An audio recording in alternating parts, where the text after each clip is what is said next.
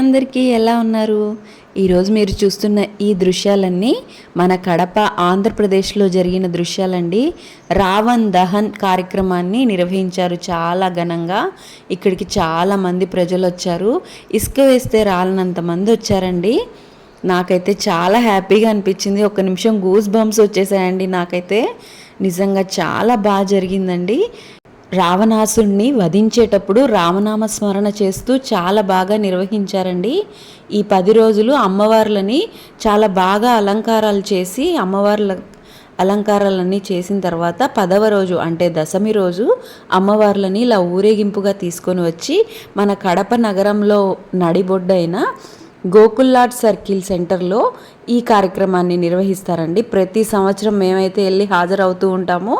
ఇవన్నీ ఒక గుడికి సంబంధించిన క్రాకర్స్ మాత్రమేనండి. ఇక్కడికి ఆల్మోస్ట్ ఒక 10 టెంపుల్స్ వరకు అమ్మవార్లని ఊరేగింపుగా తీసుకుని వస్తుంటారు.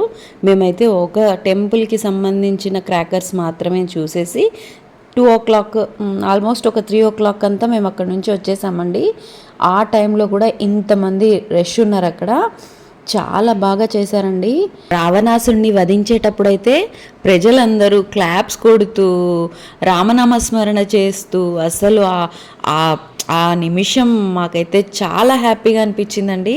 మన కడపలో ఇలాంటి ఉత్సవాలు ఇంకా చాలా జరిపించాలని కోరుకుంటున్నానండి. అలాగే ఈ వీడియోని మీ ఫ్రెండ్స్ అండ్ ఫ్యామిలీకి షేర్ చేయండి. ఒకసారి నాతో పాటు జై శ్రీరామ్ అనండి. జై శ్రీరామ్, జై శ్రీరామ్. కింద కమెంట్ సెక్షన్లో జై శ్రీరామ్ అని కమెంట్ చేయండి. Thank you for watching.